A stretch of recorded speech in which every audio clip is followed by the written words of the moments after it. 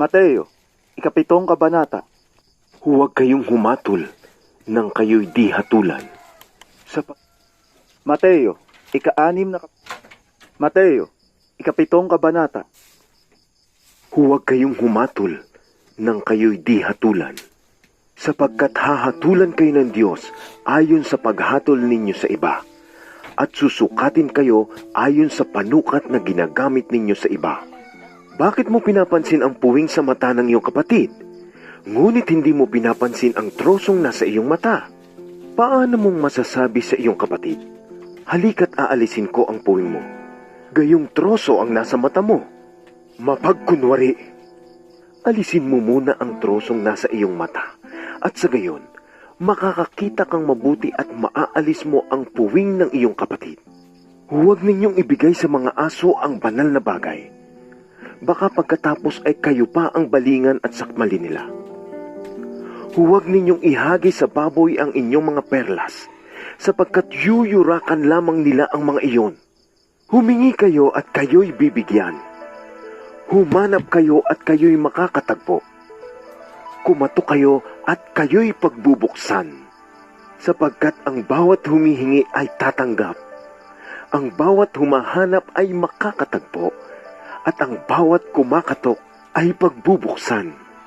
Bibigyan ba ninyo ng bato ang inyong anak kapag siya'y humihingi ng tinapay? Bibigyan ba ninyo siya ng ahas kapag siya'y humihingi ng isda? Kung kayong masasama ay marunong magbigay ng mabubuting bagay sa inyong mga anak, gaano pa kaya ang inyong Ama na nasa langit?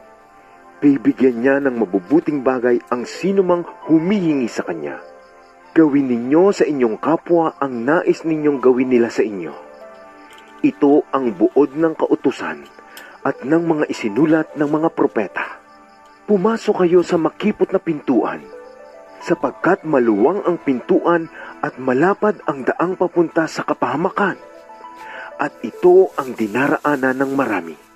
Ngunit makipot ang pintuan at makitid ang daang papunta sa buhay, at kakaunti ang nakakatagpo niyon. Mag-ingat kayo sa mga huwad na propeta. Lumalapit sila sa inyo na parang tupa, ngunit ang totoo'y mababangis na asong gubat. Makikilala ninyo sila sa kanilang mga gawa. Mapipitas ba ang ubas sa puno ng dawag o ang igos sa matitinik na halaman? Mabuti ang bunga ng mabuting puno, subalit masama ang bunga ng masamang puno. Hindi maaaring mamunga ng masama ang mabuting puno, at hindi maaaring mamunga ng mabuti ang masamang puno. Ang bawat punong hindi mabuti ang bunga ay puputulin at itatapon sa apoy. Kaya't makikilala ninyo ang mga huwad na propeta sa pamamagitan ng kanilang mga gawa. Hindi lahat ng tumatawag sa akin, Panginoon, Panginoon, ay papasok sa kaharian ng langit, kundi ang mga taong sumusunod sa kalooban ng aking Ama na nasa langit. Sa araw ng paghuhukom, marami ang magsasabi sa akin, Panginoon, hindi po ba't sa iyong pangalan ay nangaral kami, nagpalayas ng mga demonyo at gumawa ng mga himala? Ngunit sasabihin ko sa kanila, hindi ko kayo kilala. Lumayo kayo sa akin, kayong mga gumagawa ng kasamaan. Kaya't ang bawat nakikinig at nagsasagawa ng mga salita kong ito ay maitutulad sa isang taong matalino na nagtayo ng kanyang bahay na ang pundasyon ay bato.